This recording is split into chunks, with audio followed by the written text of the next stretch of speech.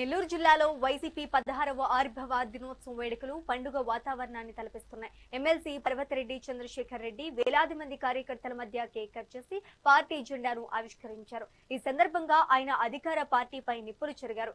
భయపడే వాళ్ళు రాజకీయాలు చేయాల్సిన అవసరం లేదని, అక్రమ కేసులు బనాయించిన జైలుకు పంపిన వైసీపీ నేతలు వెనక్కి తగ్గకపోరని స్పష్టం చేశారు.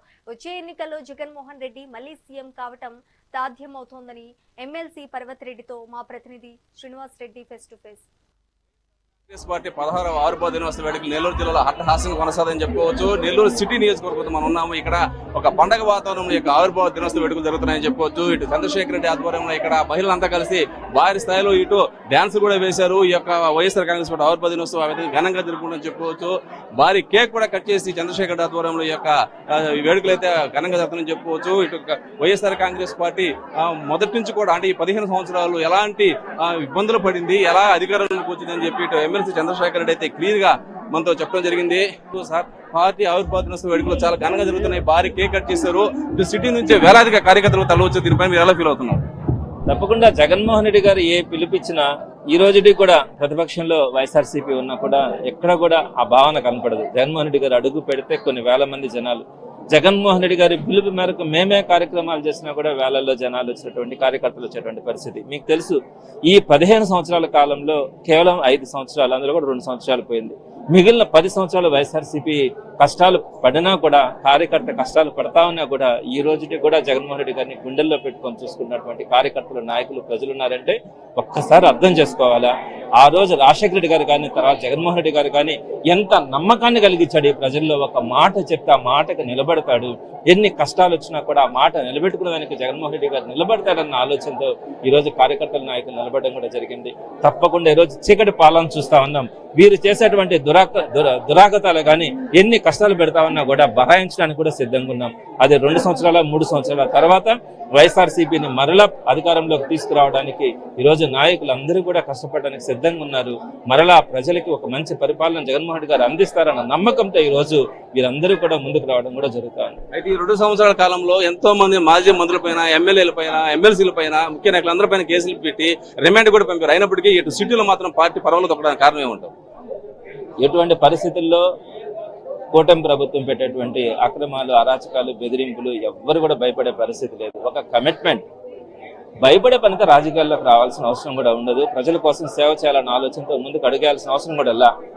ఈ రోజు ఎన్ని వీరు ఇబ్బందులు పెట్టినా, ఎన్ని బెదిరింపులు బెదిరించినా కూడా అన్నిటికీ కూడా సిద్ధంగా ఉన్నాం. మేమేం తప్పు చేయట్లేదు. మేము మా నాయకుడి కోసం పనిచేస్తా ఉన్నాం, పార్టీ కోసం పనిచేస్తా ఉన్నాం. ఈ పార్టీ మంచి చేసిందని ప్రజలు నమ్ముతా ఉన్నారు. ఆ పార్టీ కోసం పనిచేసే క్రమంలో మీరు అక్రమ కేసులు పెట్టుకున్నా కూడా ఎవరు కూడా లెక్క చేసేటువంటి పరిస్థితి కూడా లేదు. అయితే ఇప్పుడు ఎలాంటి ఎలక్షన్ లేనప్పటికీ సిటీ నియోజకవర్గంలోకి వైసీపీలోకి చేరికలు అవడానికి కారణం జగన్మోహన్ రెడ్డి గారి మీద ఉన్నటువంటి నమ్మకం, కమిట్మెంట్. జనరల్ గా నేను ఇప్పుడు కూడా ఆలోచించిందంటే చివరి 1 సంవత్సరంలో ఎక్కువ మూవ్మెంట్ ఉంటుంది అనుకున్నాను. కానీ ఇక్కడ ప్రతిపక్షంలో ఉన్నటువంటి మొదటి సంవత్సరం నుంచే ఈ మార్పు మొదలైంది. తప్పకుండా ఆ నమ్మకాన్ని నిలబెట్టుకోవడానికి వీరందరితో కలిసి ఉండడం కానీ, వీరికి అందుబాటులో ఉండడం కానీ, వారికి అండగా నిలబడడం కానీ, వారి కష్టాల్లో కానీ ఏదైనా ఇబ్బందులు వచ్చినప్పుడు కూడా తప్పకుండా పార్టీ నిలబడుతుందనే నమ్మకం వాళ్ళకు ఉంది. ఆ నమ్మకాన్ని కొనసాగిస్తూ రాబోయే 3 సంవత్సరాలు కూడా పనిచేయడం జరిగింది. ఫైనల్ గా వైఎస్ఆర్ కాంగ్రెస్ పార్టీ 24లో ఓటమి చెందినప్పటికీ 40% ఓటింగ్ బ్యాంక్ తో భారీ స్థాయిలో నిలిచింది. దీనిపైనే ఉంటాం. జగన్మోహన్ రెడ్డి గారి మీద ఉన్నటువంటి కమిట్మెంట్ కేవలం ఏంటంటే రాజశేఖర రెడ్డి గారు కానీ, జగన్మోహన్ రెడ్డి గారి మీద ఒక నమ్మకం అది రోజు ప్రజలందరిలో కూడా ఉంది.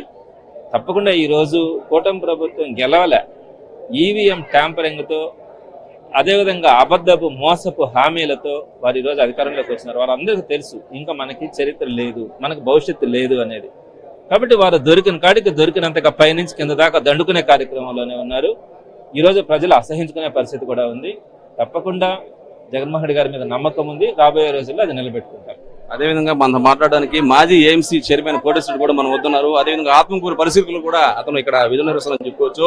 దీనిపై ఇప్పుడు ఈ ఆవిర్భావ దినోత్సవం గురించి మనతో మాట్లాడడానికి మనం వస్తున్నారు. అని చెప్పండి, ఈ ఆవిర్భావ దినోత్సవం వేడుకలు చూస్తే సిటీ నియోజకవర్గంలో అంగంగా వైభవంగా జరుగుతున్నాయి.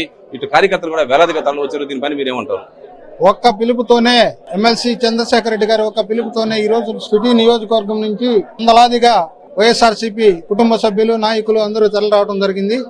జగన్మోహన్ రెడ్డి గారు ఏదైతే ఢిల్లీ గడ్డని ఎదుర్కొని ఆ రోజు చెప్పిన మాట కోసం పావురాలగుట్టలో రాజశేఖర రెడ్డి మృతదేహం సాక్షిగా ఎవరైతే ఆయన మరణ వార్త విని చనిపోయారో వారందరినీ ఓదార్చుతానని చెప్పి ప్రయాణమైన సందర్భంలో అధిష్టానం వద్దు, పోవడానికి లేదు, మీకు కేంద్ర మంత్రి కావాలన్నా రాష్ట్ర పార్టీ అధ్యక్షుడు కావాలని అడిగినప్పుడు లేదు, నాకు రాష్ట్ర పదవి అవసరం లేదు, మంత్రి పదవి అవసరం లేదు, కేవలం ఎవరైతే నా తండ్రి గారి మరణ వార్త విని చనిపోయారో వారి కుటుంబ సభ్యులను ఓదార్చాలి, వారికి భరోసా ఇవ్వాలి, వారికి ధైర్యం ఇవ్వాలనే సంకల్పంతో ఆ రోజు పార్టీ నుంచి బయటకు రావటం, ఎన్ని ఇబ్బందులు పెట్టినా కూడా అనేక ఆంక్షలు పెట్టి అక్రమ కేసులు పెట్టి 16 నెలలు జైల్లో ఉంచినప్పటికీ కూడా మొక్కబోని ధైర్యంతో ప్రజల కోసం, ప్రజాసేవ కోసం, తండ్రి రాజశేఖర రెడ్డి గారి ఆశయ సాధన కోసం కొత్తగా 2011 మార్చి 12వ తేదీన పార్టీని పెట్టడం జరిగింది.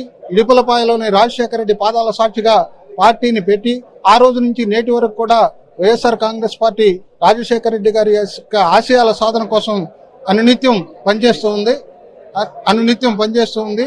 అందులో భాగంగానే ఈరోజు 15 సంవత్సరాలు పూర్తి చేసుకుని 16వ ఆవిర్భావ దినోత్సవం రోజు ఈరోజు జగన్మోహన్ రెడ్డి గారికి అదేవిధంగా మా నాయకులు చంద్రశేఖర్ రెడ్డి గారికి కూడా ఆవిర్భావ దినోత్సవ శుభాకాంక్షలు తెలియజేస్తూ వైఎస్ఆర్ కాంగ్రెస్ పార్టీ కుటుంబ సభ్యులకు కూడా ఆవిర్భావ దినోత్సవ శుభాకాంక్షలు తెలియజేస్తుంది. అయితే మీరు ఆత్మకూరు పరిశీలకుడుగా పనిచేస్తా ఉన్నారు, ఇప్పుడు ఆత్మకూరు కూడా పోయి వచ్చినట్టున్నారు, అక్కడ ఎలా ఉంది పరిస్థితి? ఆత్మకూరులో కూడా చాలా చక్కగా జరిగింది. వందలాది మంది కార్యకర్తలు ఆత్మకూరు నగరంలో వైఎస్ఆర్ విగ్రహానికి పూలమాలలు వేసి ఆవిర్భావ దినోత్సవం ఘనంగా జరుపుకోవడం జరిగింది.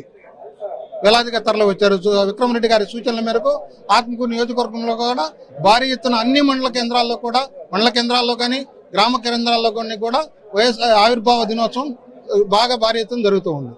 పండగ ఒక పెద్ద పండగ లాంటి భారీ స్థాయిలో ఇక్కడ వాతావరణం నెలకొని చెప్పవచ్చు. వేలాదిగా కార్యకర్తలు కూడా అందరూ తరలి వచ్చి ఆవిర్భావ దినోత్సవ వేడుకను ఘనంగా అట్టహాసంగా జరుపుకోవాలని చెప్పుకోవచ్చు. కేవలం శ్రీనివాసరెడ్డి, నెల్లూరు సిటీ నియోజకవర్గం.